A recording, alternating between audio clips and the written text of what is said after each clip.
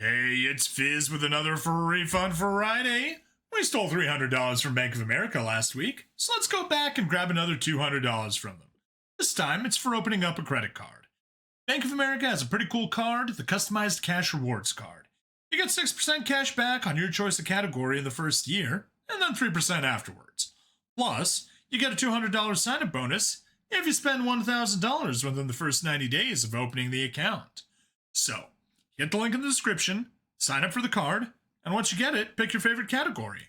You get to choose between gas and EV charging stations, online shopping including cable, internet, phone plans, and streaming, dining, travel, drugstores and pharmacies, or home improvement and furnishings. I always go with drugstores, and then I stop by Walgreens to buy $500 gift cards to max out the quarterly limit. Spend at least $1,000, ideally in the category that you choose for the 6% cash back, and then get your $200 reward. Simple enough. So what are you waiting for? The money's right there. Go get it. And as always, be sure to subscribe to get even more free funds.